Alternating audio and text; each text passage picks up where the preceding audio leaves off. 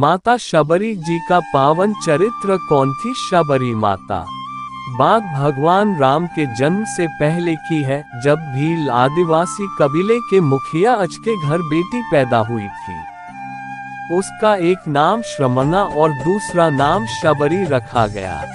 शबरी की माँ इंदुमती उसे खूब प्यार करती थी। बचपन से ही शबरी पशु पक्षियों की भाषा समझकर उनसे बातें करती और जब शबरी की माँ उसे देखती तो कुछ समझ नहीं पाती थी। कुछ समय बाद एक पंडित ने शबरी के परिवार को बताया कि वो आगे चलकर सन्यासी बन सकती है। इस बात का पता चलते ही शबरी के पिता ने उसका रिश्ता तय कर दिया। जैसे ही शादी का दिन नजदीक आया, शबरी के घर वालों ने खूब सारी बकरियां और अन्य जानवर घर के पास लाकर बांध दिए। एक दिन शबरी की माँ जब उसके बाल बना रही थी तो उसने माँ से पूछा, इतने सारे जानवर हमारे घर क्यों लाए गए हैं? माँ ने जवाब दिया, बेटी तुम्हारा विवाह होने वाला है, इसलिए हम लोगों ने इनका इंतजाम बलि के लिए किया है। तुम्हारी शादी के दिन ही बलि प्रथा होगी और फिर इनसे स्वादिष्ट भोजन बनाकर सबको परोसा जाएगा। ये सब सुनकर शबरी दुखी हो गई। काफी देर तक शबरी ने उन जानवरों को आजाद करने के बारे में सोचा।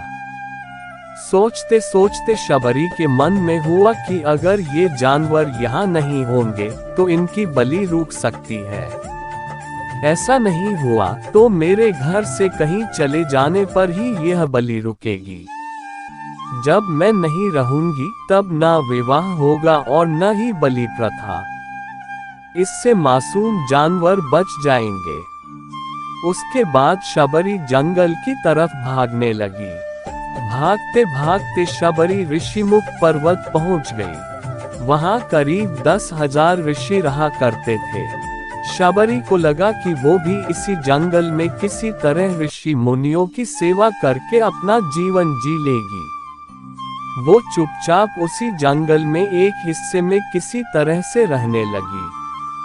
शबरी रोजाना ऋषि मुनियों की झोपड़ी के आगे झाड़ू लगाती और हवन के लिए लकड़ियां भी लाकर रख देती। ऋषि मुनियों को समझ नहीं आ रहा था कि जंगल में उनके काम अपने आप कैसे हो रहे हैं। एक दिन शबरी को किसी ऋषि ने देख लिया।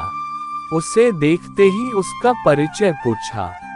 जैसे ही शबरी ने बताया कि वो भील आदिवासी परिवार से संबंध रखती है तो उसे ऋषियों ने खूब डांट लगाए। शबरी को इस बात का बिल्कुल भी पता नहीं था कि उसकी जाति छोटी है और उसे ऋषियों द्वारा जाति की वजह अपमान सहन करना पड़ेगा। इतना सब होने के बाद भी शबरी हर ऋषि मुनि के दरवाजे पहुंचती और उनके आंगन में झाड़ू लगाकर उनसे गुरु दीक्षा देने के लिए कहती। हर कोई शबरी को उसकी जाति की वजह से अपने आश्रम से भगा देता था।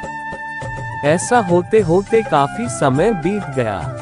उसके बाद शबरी मतंग ऋषि की कुटिया में पहुंची।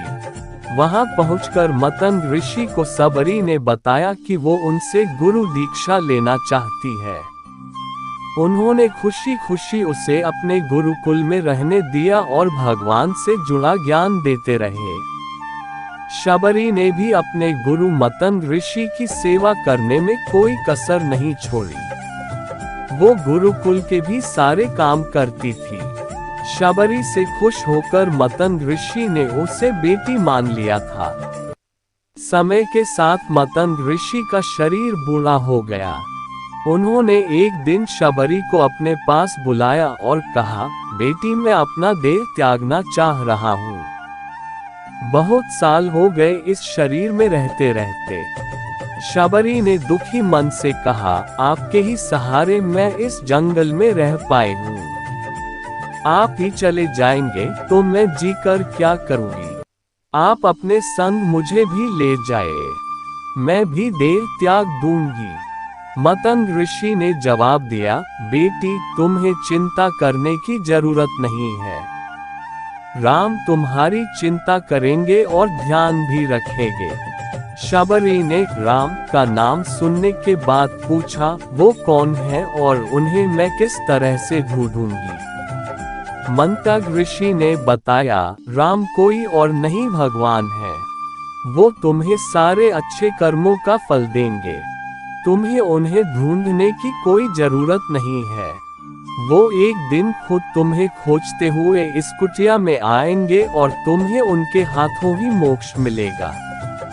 तब तक तुम इसी आश्रम में रहो। इतना कहते ही मंतग ऋषि ने अपना शरीर त्याग दिया। शबरी के मन में मंतग ऋषि के जाने के बाद से एक ही बात थी कि भगवान राम स्वयं उससे मिलने आएंगे। वो रोज भगवान राम से मिलने के लिए बाग से अच्छे अच्छे फूल लाकर पूरा आश्रम सजाती और भगवान के लिए बेर तोड़कर लाती। भगवान के लिए बेर चुनते हुए शबरी उन्हें चख लेती थी ताकि भगवान वो सिर्फ मीठे बेर ही दे। रोजाना शबरी इसी तरह भगवान के दर्शन की आस में फूल और बेर इकट्ठा करती रहती थी।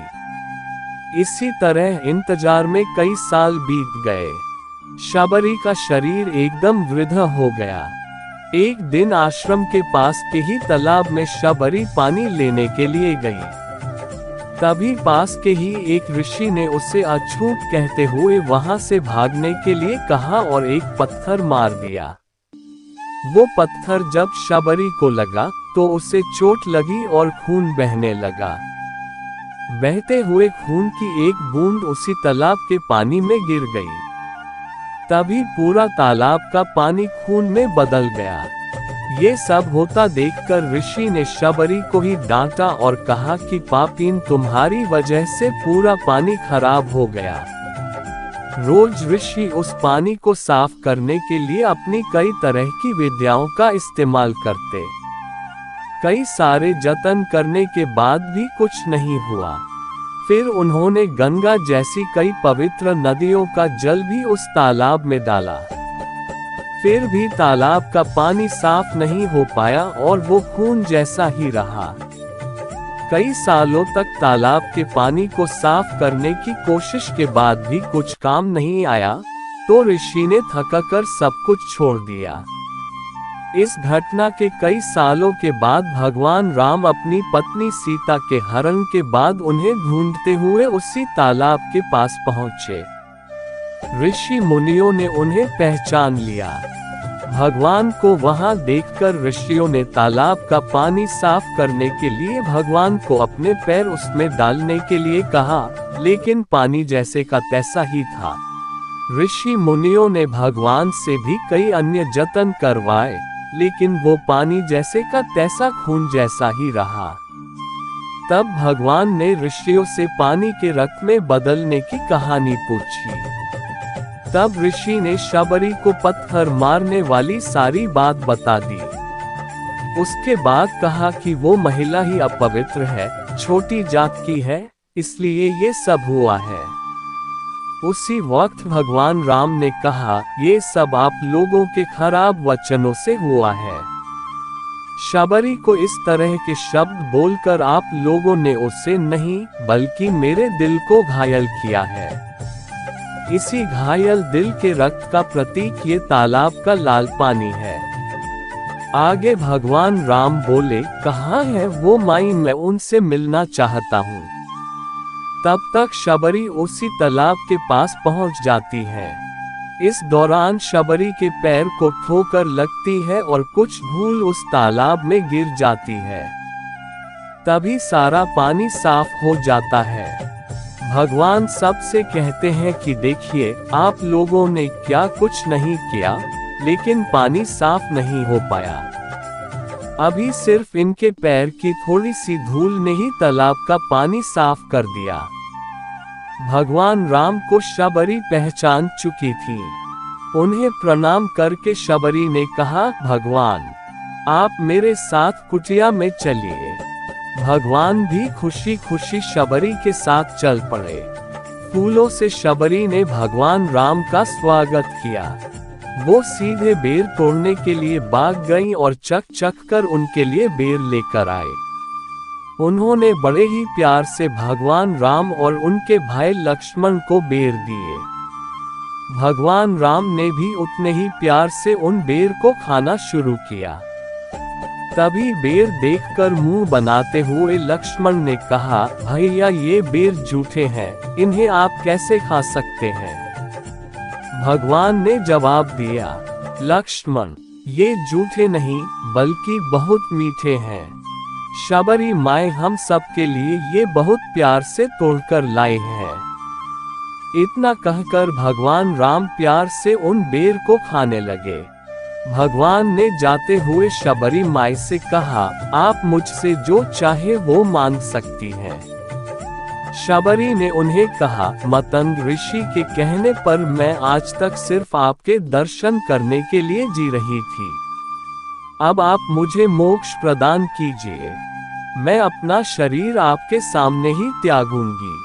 उसी वक्त शबरी ने अपना शरीर त्याग दिया। भगवान राम ने अपने हाथों से उनका अंतिम संस्कार किया और सीता माँ की खोज में आगे बढ़ गए। इस तरह से ऋषि मतंग की बात सच साबित हुई और शबरी को भगवान राम के दर्शन भी हुए।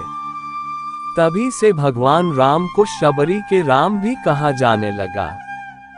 इस कहानी से हमको ये सीख मिलती है, अगर सच्ची श्रद्धा हो तो भगवान के दर्शन जरूर होते हैं।